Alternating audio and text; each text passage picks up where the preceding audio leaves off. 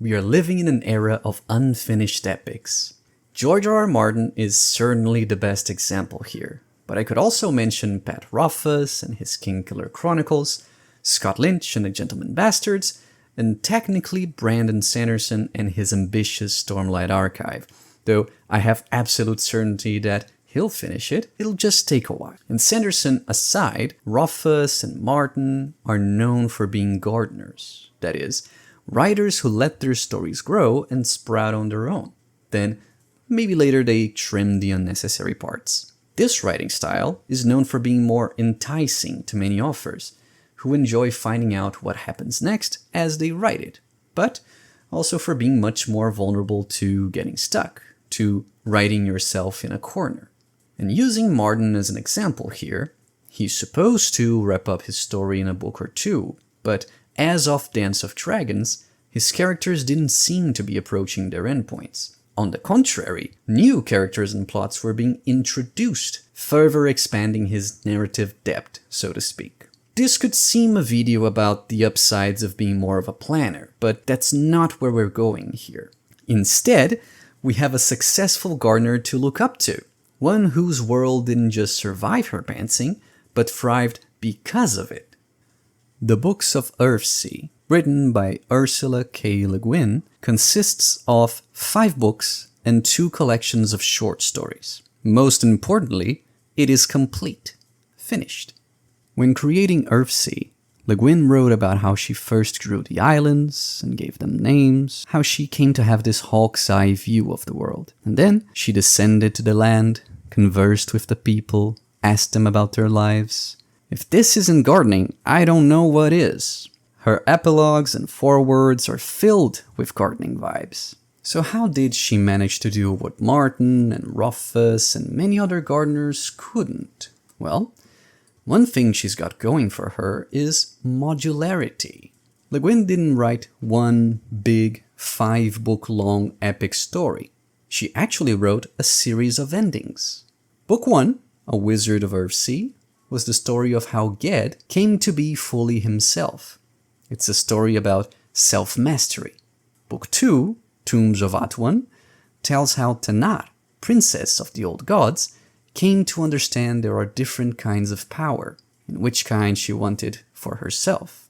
In Book 3, The Farthest Shore, the young Prince Aaron must grow into a full man and king as he accompanies Ged as they face a wizard so evil and powerful he threatened to end all life everywhere. This story deals with mortality, with endings, and the risk of attachments. You'd think after this sort of BBEG, there wouldn't be anything else to write. And yet, surprisingly, we got 2 more books and a dozen short stories left. Each story is a complete arc all on its own. If Le Guin had died in between any of the books, the overall story would still feel complete. While writing, she seems laser-focused on the story at hand, only daring to imagine what happens next at the final chapters of each book. In Book 1, she dedicated 1 chapter to offering Ged the chance to go to the tombs. In Book 3, she spent some time considering different ways Aaron's coronation could have happened, eventually deciding which one was true only on Book 4.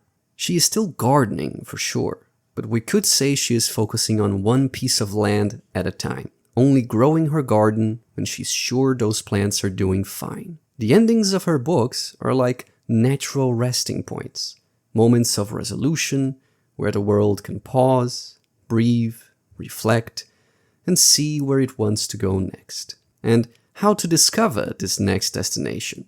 You might notice something different about Earthsea. It does not have prophecies of the one who will save everyone. It does not have an overarching bad guy pulling the strings for several books before finally being confronted. It does not, in fact, have much foreshadowing in between stories. Which is odd, because stories are often a dance of promises and payoffs. For example, just from reading the title, Rothfuss has promised me some king will be killed by the protagonist. The thing about promises is they give us a nice rush of curiosity and suspense when we make them, but they themselves aren't what makes a good story. They're like cheddar in a nice hamburger. If we only ate that, it wouldn't be a very healthy meal, but the cheddar does make the lettuce and the tomato more palatable. Similarly, your story can drown in promises if you're not careful. Kvothe still has so much to do in Book 3.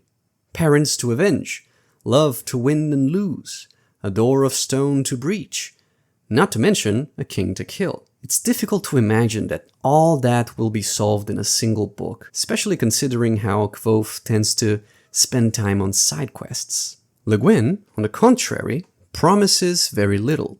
And that sort of thing might make it hard for a writer to come up with the next adventure.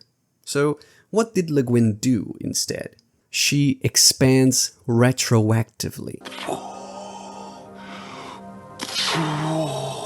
She looked at her world and noticed things that had yet to grow. She asked herself questions about her own story, like, there really are only male wizards.